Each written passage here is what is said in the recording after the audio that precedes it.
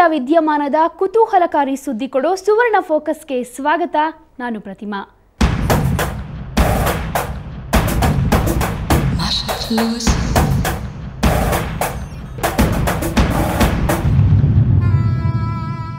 ನಿತ್ಯ ಆನಂದದಿಂದ ಇರೋ ಸ್ವಾಮಿ ನಿತ್ಯಾನಂದ ಹೇಳಿದ ಸತ್ಯ ಕಥೆಯೊಂದನ್ನು ನಿಮಗೆ ಇವತ್ತು ಹೇಳ್ತೀನಿ.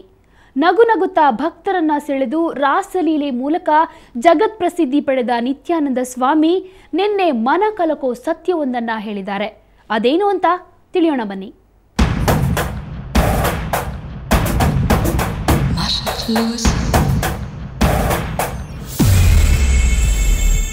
ಹೀಗೆ 32 ಹಲ್ಲು ತೋರಿಸುತ್ತಾ ಕ್ಲೋಸ್ ಅಪ್ ಸ್ಮೈಲ್ ಕೊಡ್ತಾ ಭಕ್ತರನ್ನ ಸೆಳೆದು ಕೈ ಎತ್ತಿ ಆಶೀರ್ವದಿಸಿ ಬಿಡದಿಯಲ್ಲಿ ನೆಲೆಯಾದ ಸ್ವಾಮಿ ನಿತ್ಯಾನಂದ ರಾಸಲೀಲೆ ಪ್ರಕರಣದ ಬಳಿಕ ಜಗತ್ ಪ್ರಸಿದ್ಧಿ ಪಡೆದ ಆಧ್ಯಾತ್ಮ ಗುರು.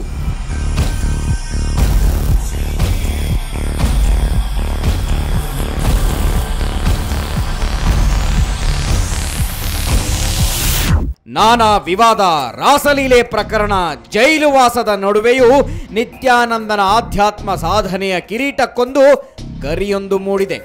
ಅದೇನು ಗೊತ್ತಾ?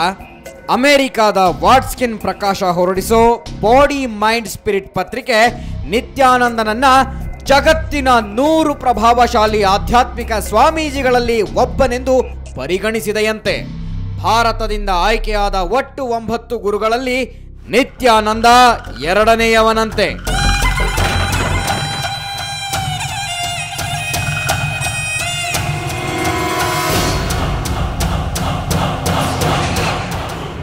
Listed the 100 topmost spiritually influential living people in the world. In that they added my name also as a one.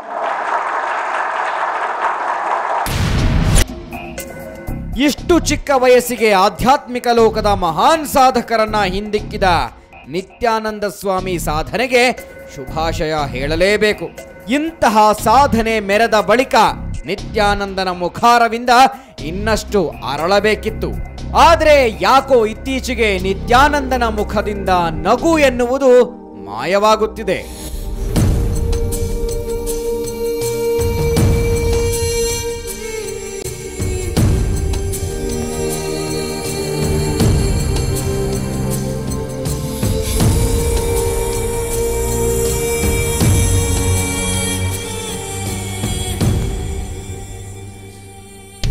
ಸದಾ ಲವಲವಿಕೆಯಿಂದ ನಗುನಗುತ್ತಲೇ ಸುದ್ದಿಗೋಷ್ಠಿಯಲ್ಲಿ ಪಾಲ್ಗೊಳ್ಳುವ ನಿತ್ಯಾನಂದ ಈ ಬಾರಿ ಯಾಕೋ ಮಂಕಾಗಿದ್ದ. ಇದಕ್ಕೆ ರಾಸಲೀಲೆ ಪ್ರಕರಣದ ಕೋರ್ಟ್ ಪ್ರಕ್ರಿಯೆಗಳು ಹನುಮಂತನ ಬಾಲದಂತೆ ಎಳೆದುಕೊಂಡು ಹೋಗ್ತಿರೋದೇ ಕಾರಣವಾಗಿರಬಹುದು.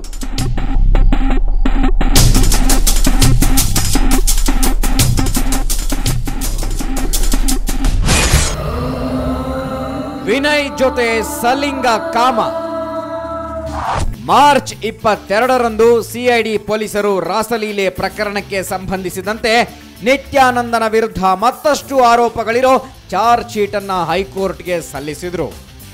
ಈ ಆರೋಪ ಪಟ್ಟಿಯಲ್ಲಿ ಸಿಐಡಿ ಪೊಲೀಸರು ಪ್ರಮುಖವಾಗಿ ಹೈಲೈಟ್ ಮಾಡಿದ್ದು ಅಮೆರಿಕ ವಾಸಿ ವಿನಯ್ ಭಾರದ್ವಾಜ್ ಜೊತೆ ನಿತ್ಯಾನಂದ ಇಟ್ಟುಕೊಂಡಿದ್ದನೆನ್ನಲಾದ ಸಲಿಂಗಕಾಮದ ಸಂಪರ್ಕದ ಬಗ್ಗೆ. ಖುದ್ದು ವಿನಯ್ ಈ ಬಗ್ಗೆ ಸಿಐಡಿಗೆ ದೂರು ಕೊಟ್ಟಿದ್ದಾನಂತೆ. ವಿನಯ್ ದೂರಿನ ಆಧಾರದ ಮೇಲೆ ಸಿಐಡಿ ಪೊಲೀಸರು ನಿತ್ಯಾನ ವಿರುದ್ಧ ಎಫ್ಐಆರ್ ದಾಖಲಿಸಿಕೊಂಡಿದ್ದಾರೆ. ಈ ಸಂಬಂಧ ದೊರೆತಿರುವ ಎಲ್ಲ ದಾಖಲಾತಿಗಳ ಬಗ್ಗೆ ಸಿಐಡಿ ಪೊಲೀಸರು ತಮ್ಮ ಹೆಚ್ಚುವರಿ ಚಾರ್ಜ್ ಶೀಟ್ನಲ್ಲಿ ದಾಖಲಿಸಿ ಹೈಕೋರ್ಟ್ಗೆ ಸಲ್ಲಿಸಿದ್ದಾರೆ.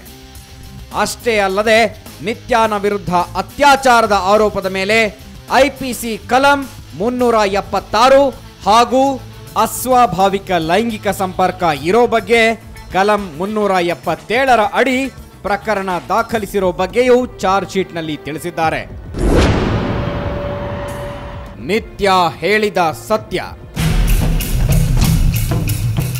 ಆದರೆ ಇಷ್ಟು ದಿನ ಮೌನದಿಂದಿದ್ದ ನಿತ್ಯಾನಂದ ಈಗ ಮೌನ ಮುರಿದಿದ್ದಾನೆ. ಸಿಐಡಿ ಪೊಲೀಸರು ಹಾಗೂ ವಿನಯ್ ಭಾರದ್ವಾಜ್ ವಿರುದ್ಧವೇ ಹರಿಹಾಯ್ದಿದ್ದಾನೆ. ವಿನಯ್ ಜೊತೆ ತನ್ನದ್ಯಾವ ಸಂಬಂಧವೂ ಇಲ್ಲ ಅಂದಿದ್ದಾನೆ. ತನ್ನನ್ನು ಬಂಧಿಸಿದಂತೆ ವಿನಯ್ ಭಾರದ್ವಾಜ್ನನ್ನೂ ಬಂಧಿಸುವಂತೆ ನಿತ್ಯಾನಂದ ಆಗ್ರಹಿಸಿದ್ದಾನೆ. ಯಾಕಂದ್ರೆ ನಿತ್ಯ ಹೇಳುವಂತೆ ವಿನಯ್ ಒಬ್ಬ ಚೈಲ್ಡ್ ರೇಪಿಸ್ಟ್ ಅಂತೆ. 2007 2009 ನಡುವೆ ವಿನಯ್ ಒಂದಷ್ಟು ಹಸುಳೆಗಳ ಮೇಲೆ ಅತ್ಯಾಚಾರ ಎಸಗಿದ್ದಾನಂತೆ. ಈ ಸಂಬಂಧ ಅಮೆರಿಕ ನ್ಯಾಯಾಲಯದಲ್ಲಿ ವಿಚಾರಣೆ ಕೂಡ ನಡೀತಿದೆಯಂತೆ.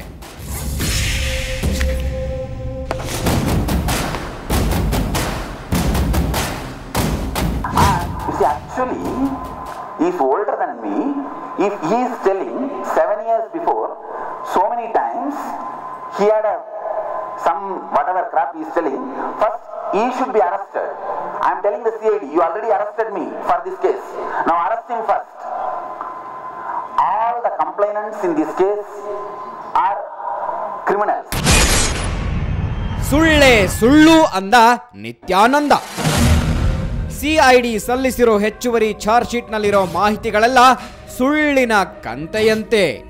ವಿನಯ್ ಅಮೆರಿಕಾದ ರೈಸ್ ಯೂನಿವರ್ಸಿಟಿಯ IIT ಪದವೀಧರ.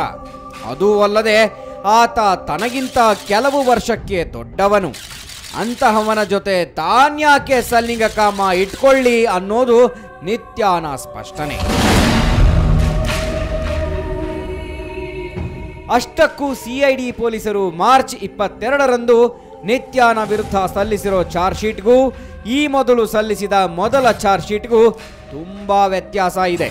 ಮೊದಲ ಚಾರ್ಜ್ ಶೀಟ್ನಲ್ಲಿ ಸಿಐಡಿ ಪೊಲೀಸರು ನಿತ್ಯಾನಂದನ ಮಾಜಿ ಕಾರು ಚಾಲಕ ನೀಡಿದ್ದ CD ಆಧಾರದ ಮೇಲೆ ತನಿಖೆ ಮಾಡಿದ್ರು. ತಮಿಳು ನಟಿ ರಂಜಿತಾ ಜೊತೆ ನಿತ್ಯಾನಂದ ನಡೆಸಿದನೆನ್ನಲಾದ ರಾಸಲೀಲೆಯ ವಿಡಿಯೋ ತುಣುಕುಗಳು ಈ CDಯಲ್ಲಿದ್ವು. ಆಗ ನಿತ್ಯಾನಂದನ ವಿರುದ್ಧ ಈ ಕೆಳಗಿನ ಪ್ರಕರಣಗಳನ್ನ ದಾಖಲಿಸಲಾಗಿತ್ತು. IPC ಕಲಂ 420 ವಂಚನೆ, 201 ಸಾಕ್ಷಿ ನಾಶ ತಪ್ಪು ಮಾಹಿತಿ, 417 ಮೋಸ ಮತ್ತು ಫೋರ್ಜರಿ, 170(b) ಪಿತೂರಿ, 506 ಕೊಲೆ ಬೆದರಿಕೆ ಕುರಿತು FIR ದಾಖಲಿಸಿಕೊಂಡಿದ್ರು. ಇವಕ್ಕೆಲ್ಲ ಸಂಬಂಧಿಸಿದ ದಾಖಲೆಗಳನ್ನ ಮೊದಲ ಚಾರ್ಜ್ ಶೀಟ್ನಲ್ಲಿ ಸಿಐಡಿ ಪೊಲೀಸರು ಹೈಕೋರ್ಟ್ಗೆ ಸಲ್ಲಿಸಿದ್ರು. ಆದರೆ ಸಿಐಡಿ ಪೊಲೀಸರು ಈಗ ಸಲ್ಲಿಸಿದ ಹೆಚ್ಚುವರಿ ಚಾರ್ಜ್ ಶೀಟ್ನಲ್ಲಿ ಸಲಿಂಗ ಕಾಮದ ದೂರಿನ ಬಗ್ಗೆ ತಿಳಿಸಿದ್ದಾರೆ. ರಾಸಲೀಲೆ ಆರೋಪ ಬಿಟ್ಟು ಸಲಿಂಗಕಾಮ ಆರೋಪದ ಹಿಂದೆ ಸಿಐಡಿ ಪೊಲೀಸರು ಬಿದ್ದಿದ್ದಾದ್ರೂ ಯಾಕೆ? ಮೊದಲ ಆರೋಪದ ಬಗ್ಗೆ ಇಲ್ಲಿ ಪ್ರಸ್ತಾಪವೇ ಮಾಡಿಲ್ಲ. ಅಂದಮೇಲೆ ಎಲ್ಲೋ ಒಂದು ಕಡೆ ಸಿಐಡಿ ತನಿಖೆ ದಿಕ್ಕು ತಪ್ಪಿದೆಯಾ? ನಿತ್ಯಾನ ವಿರುದ್ಧ ಇರೋ ಅಷ್ಟೂ ಆರೋಪಗಳನ್ನ ಸಾಬೀತು ಮಾಡುವಲ್ಲಿ ಸಿಐಡಿ ತಡಬಡಾಯಿಸ್ತಾ ಇದೆಯಾ ಅನ್ನೋ ಅನುಮಾನ ಹುಟ್ಟದೇ ಇರೋದಿಲ್ಲ.